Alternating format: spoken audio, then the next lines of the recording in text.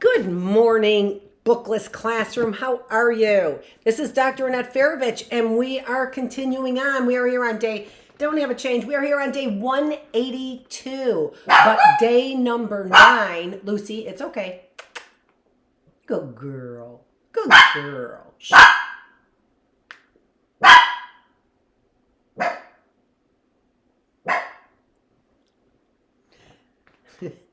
No, I'm not mimicking you. She's looking at me like, stop it. Okay, so let's get going. That's all that I have to chit chat about. I have been thinking about a lot of things that have been going on, and really where I want my head to be is in this book that we are reading on day number 9, still reading. It is a lot to take. You know, I'm really actually happy because I am exhausted by the end of the day. But I do get up early, right? Early enough. So I had enough time to prepare actually for today. I didn't prepare last night. I was like, I woke up this morning, I'm like, oh my, what? Where are my title slides? So by 1917, the Allied blockade of German seaports was causing increasing food shortages. Here, a crowd gathers as a woman serves food from a portable stove in a suburb of Berlin. This scares me also. This scares me that this actually might be going on right now, that people are really hurting and starving. Lafayette, we are here. America joins the fight, chapter 13. The French and British armies were finding it hard to maintain their fighting strength. Their urgent need was for more men, yet months would pass before American troops would arrive in Europe in numbers great enough to make a difference. And now that Russia had been knocked out of the war, the Germans were sending huge numbers of troops to challenge the outnumbered Allies on the Western Front. I did notice that this book repeats itself a lot, which is good for early learners. I think I might have said that. As I also commented it on, seriously? Is this all fake? What's going on here? The question was, could the Allies hold out until the Americas arrived in force? In February 1918, after a meeting of the Allied Supreme War Council, the American representative reported, "I doubt if I could make anyone not present at the recent meeting realize the anxiety and fear that pervades the ranks of political and military men here." Seems like you might have known that, since you're the one who introduced the new technology into the war. And the fear that would create, almost as if it were aliens, right? Almost as if it were aliens. What is going on here? I've never seen anything like this, death or destruction. And the, what's the word? The element of surprise. And really, what is the reward for those people putting this technology into place? They're using psychology to demonstrate an element of, they're using psychology knowing what it's going to do to their psyche, that element of surprise, right? That element of surprise. The Germans had anxieties and fears of their own. After 4 punishing wartime winters, the stranglehold of Allied blockade was causing increasing hardship in Germany and growing demands for peace. Scuffle broke out among people waiting in bread lines. Shortages of food, fuel, and everything else led to strikes and riots in several German cities. The Reichstag, the German parliament, so it's called the Reichstag. That's their German government, right? I didn't know that till I just read it. I'm just explaining what parliament is. Had passed a peace resolution calling for a peace of understanding and the permanent reconciliation of peoples without the forcible acquisition of territory. But the German High Command was not prepared to surrender the territories in Belgium, France, and Russia occupied by German armies. To give up those conquered lands, German leaders argued, would be to lose the war. Oh, so right. General Erich Ludendorff believed that Germany could achieve victory on the Western Front by launching one final offensive. With their superior numbers, the Germans could cripple the Allied armies once and for all, but they must attack right away. Ludendorff insisted before the Americans arrived to tip the balance. It was Germany's one remaining chance to strike a knockout blow against the Allies. Ludendorff launched his offensive on the morning of March 21st, 1918, against British troops occupying the old Somme battlefield of 1916. By attacking along the Somme, the German expected to draw British reserves down from the north, where a second German attack would drive toward the English Channel, seaports so crucial to the British supply lines, right? And that was more of the experience that the British had, was the naval war on water, right? So they were keeping that was sort of well defended.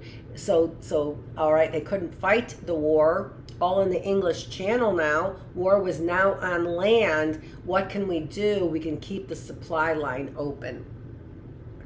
A heavy fog helped German troops break through British defenses, and by the end of March, the Germans had advanced as far as 40 miles, but then their offensive sputtered to a halt as infantrymen and horse-drawn artillery became ensnared in the obstacle course of churned-up fields, abandoned trenches, and shattered roads left from the Battle of the Somme. After 2 weeks, Ludendorff called off the Somme offensive and shifted to the north, striking near the ruins of Ypres. But the British lines held, and again, Ludendorff called off the attack. So far, he had lost 350,000 men. The British had lost almost that many, but they had blocked the German offensive. Stymied by the British, Ludendorff turned on the French. On May 27, German troops attacked the strategic Chemin de Mai ridge, where the French general Nivelle had launched his disastrous offensive the year before. Moving swiftly, the Germans crossed the Aisne River and advanced as far south as Chateau Thierry. Yeah, that's hard for me. After 4 years, and I did say, didn't I say that some weird way before, I think? After 4 years, German soldiers were back on the banks of the Marne, which they had first reached in 1914. By early June, the Germans were within 40 miles of Paris, close enough to bombard the French capital with the long-range guns the Allies called Big Berthas. Oh, are you guys like, oh no, Big Berthas, they were just golf clubs. That's all they were, just Big Berthas were just golf clubs. I don't know. Who knows? I read the books. I expect they contain accurate information. By early June, the Germans were within 40 miles of Paris, close enough to bombard the French capital with the long-range guns the Allies called Big Berthas. Those are golf clubs. But again, the German offensive slowed to a halt in the face of determined Allied resistance. During their advance across the Marne, the Germans had lost another 130,000 men, and some of them had been killed or captured by the newly arrived Americans. And I wonder why they might take away your guns. Maybe because that was your whole technology, and what you did was create a war unseen before? Unfathomable? Fathomable.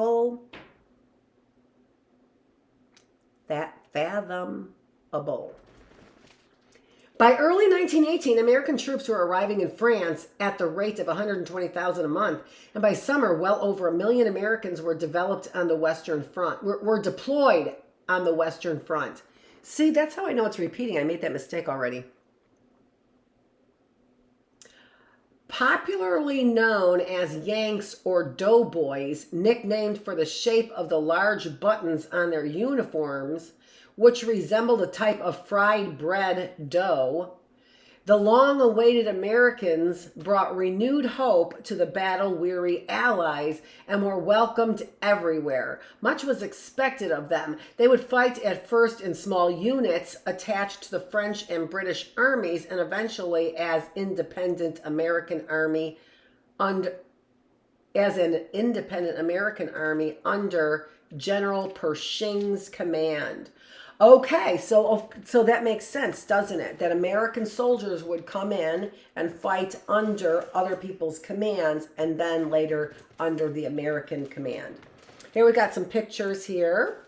Let's make sure we saw the picture here. We did not. What is going on here?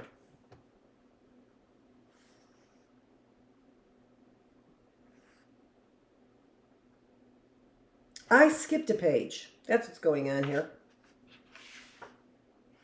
Okay, so here we go. German reserve troops advance along a road crossing the Old Semay battlefield, March 1918.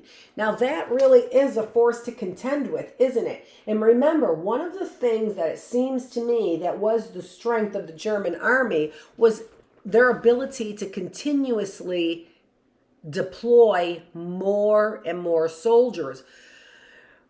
There was also the tragedy of many of those soldiers being young soldiers in training, but I thought that we had read that on the side of, this thing keeps slipping off and that doesn't look good, on the side of England. I thought we read that that was what was so disturbing to the generals, was how many of the young men they had to deploy. So what was going on in Germany? What were they doing?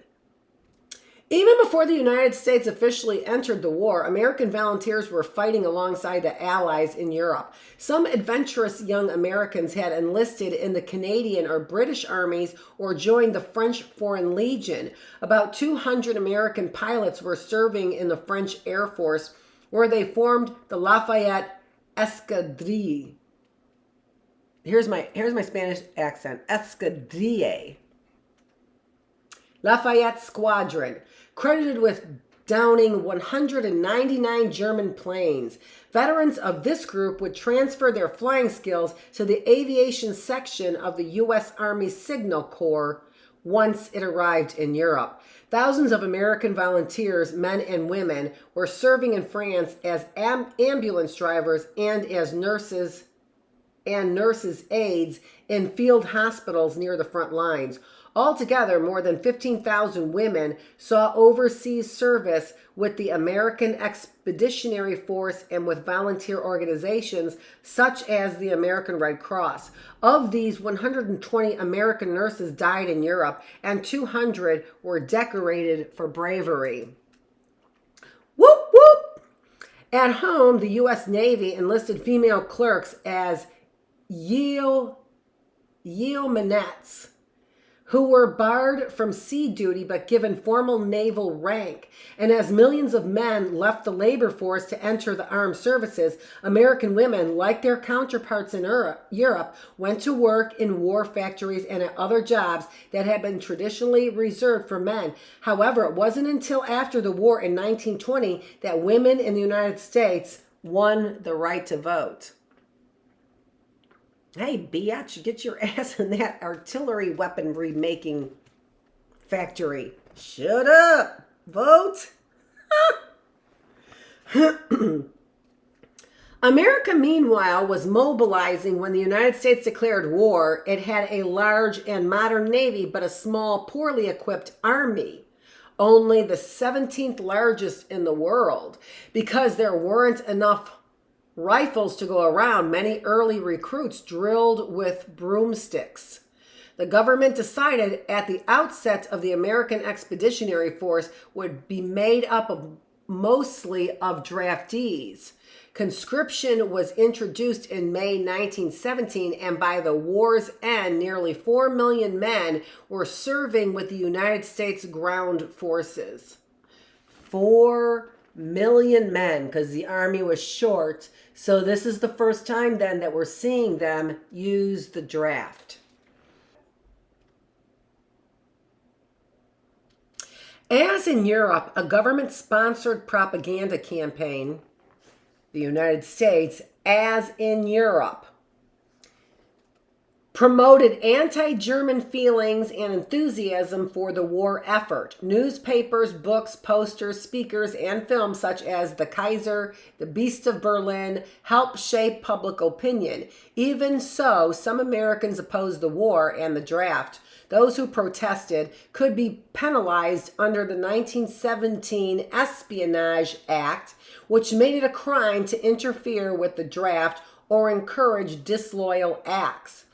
The Sedition Act, passed a year later, outlawed statements that criminalized the government or showed disrespect for the flag. More than 2,000 people were prosecuted under these laws, and some were sentenced to long prison terms. So this here is the making of soldiers, right? This here is no respect for the Constitution, to be able to speak out against these kind of war atrocities. And that is really quite a charge, isn't it? Espionage that you're taking up against your country because you're speaking out? See, some might actually think that you're trying to build American democracy and all the things that America stands for. And the people who are ripping it apart are the people who comply with these kinds of laws, right? I mean,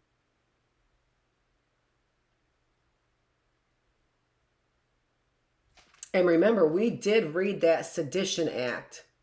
The Sedition Act, passed a year later, outlawed statements that criticized the government or showed disrespect for the flag. So outlawing statements, basically outlawing the First Amendment, freedom of speech. More than 2,000 people were prosecuted under these laws, and some were sentenced to long prison terms. That's America, like Europe. I'm sorry, what was that? We should have expected it from what? People who colonize others? What was that? General John J. Pershing, commander of the American Expeditionary Force. He looks German to me. So there he is. I'm guessing. Yep, General John J. Pershing, a West Pointer who led the American Expeditionary Force in France. On the 4th of July, when else? One battalion from his 1st Division paraded past cheering crowds through the streets of Paris. Lafayette, we are here, the Americans announced. God. No way. No way. A tribute to the Marquis de Lafayette, who sailed to America at the age of 19 and served as a volunteer under George Washington during the American Revolutionary War. The top here, American recruits scale a wall. Is that the Capitol building? During training at Camp Wadsworth, South Carolina. Or is that the wall? Here we've got the women. Yeomanettes attached to the U.S. Naval Reserve in San Francisco. They filled secretarial and clerical jobs, freeing men for combat duty. There's my name in there. Go, ladies. Go. That's spelled right, but my name's in there. We read this. By early 1918, American troops were arriving in France at the rate of 120,000 a month, and by summer, well over 1 million Americans were deployed on the Western Front. Popularly known as the Yanks or Doughboys, nicknamed for the shape of the large buttons on their uniform, which resembled a type of fried bread dough. Yeah, I don't think I'd be wanting to be called a doughboy. Allies were welcomed everywhere. Much was expected of them. They would fight at first in small units attached to the French and British armies, and eventually as an independent American army under General Pershing's command.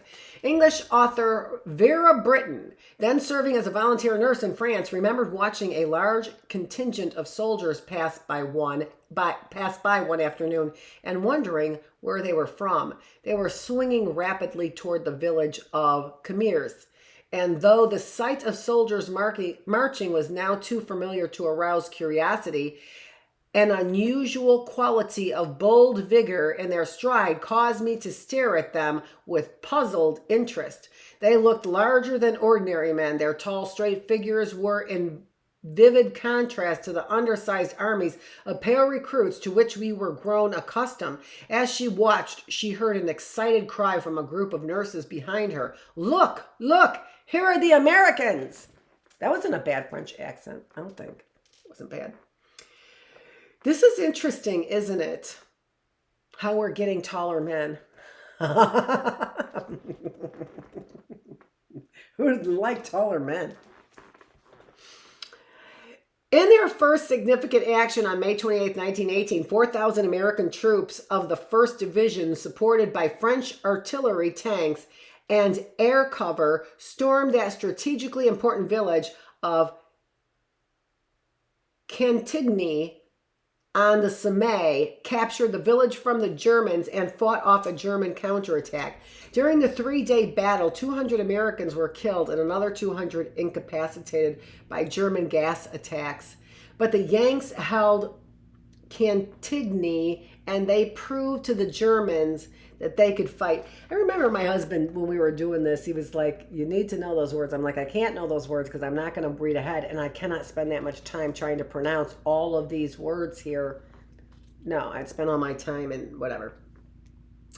So sorry about that. I should know Chateau, though. 5 miles to the west of Chateau Thierry, a forest called Belleau Wood had become a German stronghold. A brigade of American Marines attached to the 2nd Division stormed the stubbornly defended wood, which would change hands 6 times before the Germans were finally expelled. Early in the battle, as the Marines... Did I say Marines before? American Marines? Is that what I said? Marines. We're digging in. Some French troops retreating past the American position called out to a Marine officer that he and his men had better retreat also. Captain Lloyd Williams answered in words that would become part of Marine lore. "Retreat? Hell, we just got here." Now that is something a hero would say. I have to say, who doesn't want to see a tall, good-looking soldier say something like that? "Retreat? We just got here. Hell, we just got here." Crowds cheer as American troops arrive in Perth, Scotland, 1918. Wow. Scotland? Were they even in the war? How did this happen? Oh, they're coming across the English Channel, which never became the German Channel, thank God. Private Louis Nathan Freedman, sitting, 16 years old, with 2 army buddies, photographed in France, 1918. Well, now we know, don't we? Louis Nathan Freedman is a guy sitting there. He sure looks familiar to me. He's got a Jason Bateman mouth.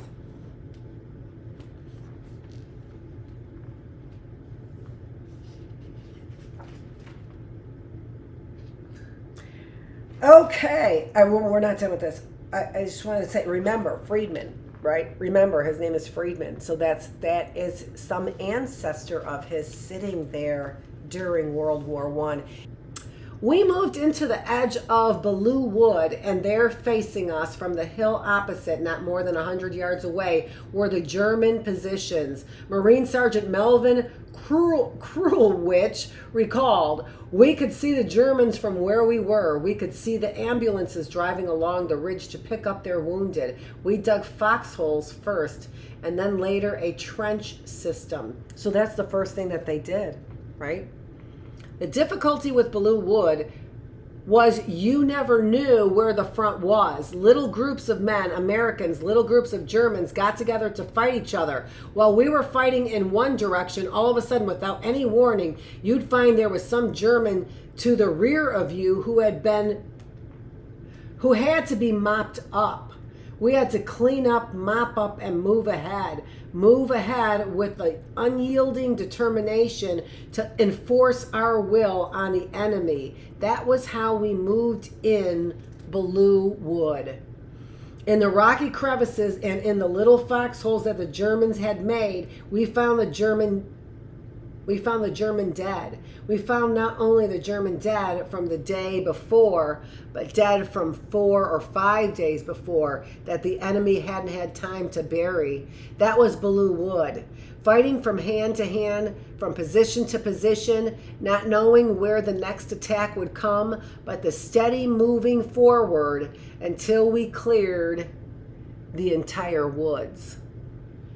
It took 3 weeks of bitter fighting and 10,000 American casualties before the Marines gained control of the wood, blocking another German approach to Paris and putting an end to the last major German offensive of the war. The French name for the wood, Bois de Belleau, was later changed to Bois de la Brigade Marine in honor of the Americans who fought and died there. It would seem maybe sometimes people do see the American soldiers as the saviors of the world. And when you're reading this, you would have to say that is true. Right? We're not against these soldiers and a just war. Catholics are not against a just war either. Right? We just forgot about what that really meant. Opposite, here on this picture over here, a wounded Marine receives first aid before being sent to the hospital, March 1918. These are really, in my mind, some invaluable pictures. They're just really, really great photographs. And if you can't believe it from these a whole series of photographs, well, then you've got a whole corrupt system, don't you, of information. That is the end of chapter 13. Lafayette, we are here. America joins the fight. Chapter 14 will start on Tuesday after our 4 days off. I just think we've got so much to consider and talk about, and I really hope that that is what you are doing on your 4 days off. So many questions about how what propaganda is behind this war, and also the media focus, how we are in or trying to preserve the Gilded Era, this look of superiority, right, of wealth, of that capitalism works. And so this system is trying to preserve this look, and we bring in these tall soldiers. We need to know all of the reasons why America is called the Great Experiment. But that's not chapter 14. Chapter 14 is the last offensive and the collapse of empires. Remember what we were talking about before, that this really was. And again, when you think about the American hand militarily in this collapse, I don't know. It's hard for a woman to understand the mindset of soldiers and people who are defending our country. It's hard for me to understand. It's hard for me. And I do really apologize to those people who are so offended by questions of justice that go against their military expertise and knowledge, right? I do know that all of these soldiers do believe that they are defending a United States, but it is not land you're defending. They are ideologies. And maybe, and they're ideologies that have to do with freedom and freedom of speech, right? And those they are diametrically opposed to those things that generals are taught in serving war and serving wartime. This is Dr. Annette Feravich. We are on day 182 of the classroom. I've got to get that corrected there. Day 182 of the classroom, where we are finishing up next week The War to End All Wars, which was a book that was read to us in our in my college history course, where we ended up getting a preview to conditions after World War II. This book was so good, I remember asking the professor, because this was actually after World War II, why there wasn't a book like this on World War, she didn't read a book like this on World War II. And she said there wasn't one. So there's always room for good material out there on American history when it is not perverted for criminal gain. This is Dr. Annette Feravich. Thanks so much for joining me here in the Bookless Classroom, where you don't have to bring the books. The reason why you don't have to bring the books is because I bring the books. You have to bring your brain in order to really engage in these classroom discussions, or engage your mind. No, not classroom. No, I wasn't engaging my mind. I was going on autopilot. So you can engage on your 4 days off, those things that you find most interesting and motivating. Thanks for joining me here in the classroom.